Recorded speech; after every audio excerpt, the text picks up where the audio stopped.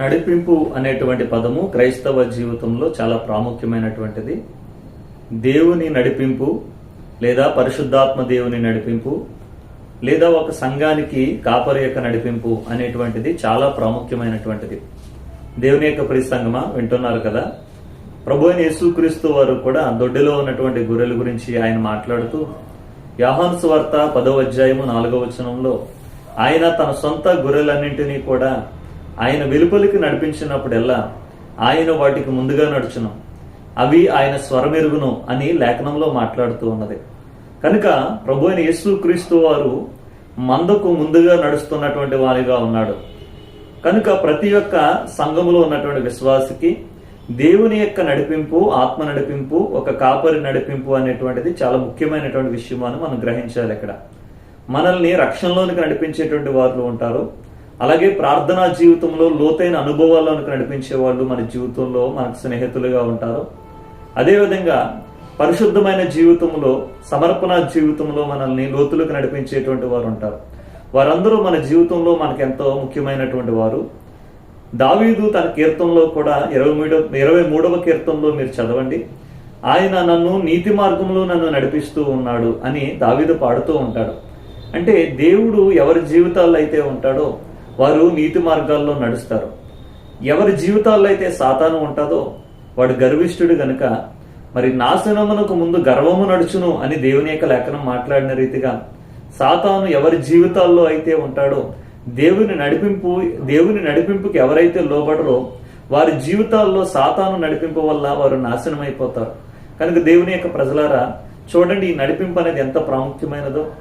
ఒక మంచి కాపరి ఒక యాకోబు వలె తన మందను నడిపిస్తాడు. ఎందుకొరకనంటే ఆదికాండం 33వ అధ్యాయంలో 12-14 వచనాల్లో చూడండి, యాకోబు తన మామ ఇంటి యుద్ధ నుంచి తిరిగి వస్తూ ఉన్నప్పుడు తనకు ఎదురుగా వస్తున్నటువంటి తన అన్నయ్య అయిన యాషోబును కలుసుకున్నప్పుడు యాసోబు అంటాడు, మనం కలిసి వెళదాము, నేను మీకు ముందుగా నడుస్తాను రమ్మన్నప్పుడు యాకోబు అంటాడు, చదవండి అక్కడ ఉన్నటువంటి లేఖన భాగంలో, లేదు, నా మందలలో పాలిచ్చేటువంటి ఉన్నాయి, నా మందలలో చిన్నపిల్లలు కలిగినటువంటి ఉన్నాయి, నా పశువుల్లో దయచేసి నేను ఒక్క దినమే వాటిని నడిపిస్తే మంద అంతయు కూడా చచ్చిపోతుంది.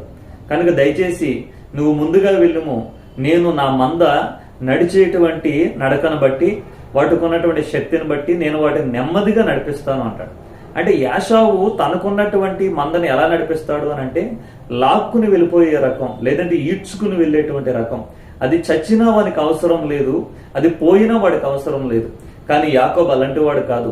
యాకోబు నడిపింపు ఎలా ఉంటదంటే ఎత్తుకుని మోసుకుని వెళ్ళేటువంటి రకం, తీసుకుని వెళ్ళేటువంటి రకం, నడవలేకపోతే వాటిని భుజాల మీద ఎత్తుకుని పట్టుకుని వెళ్ళేటువంటి రకం.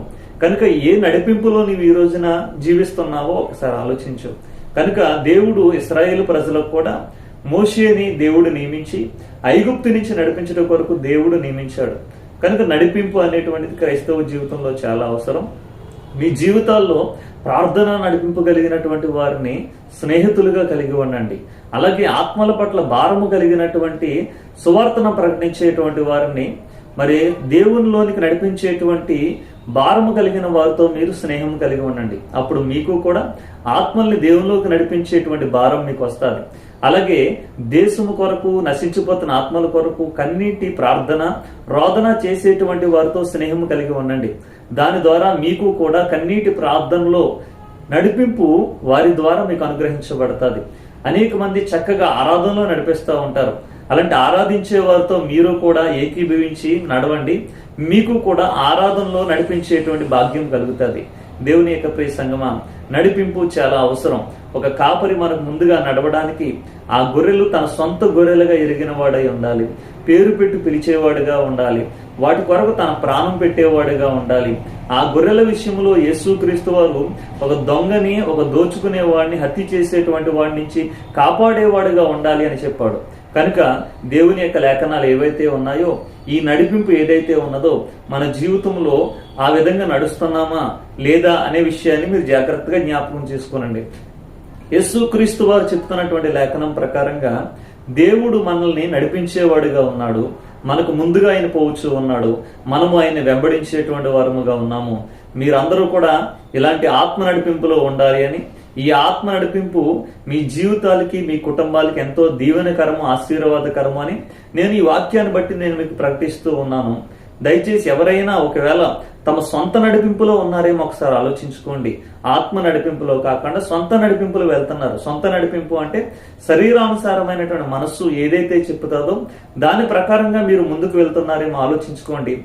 ఆ నడిపింపు నాశనానికి తీసుకుని వెళ్తుందని మరొకసారి హెచ్చరిక చేస్తూ ఈ మాటలు ముగిస్తూ ఉన్నాను. Praise the lord.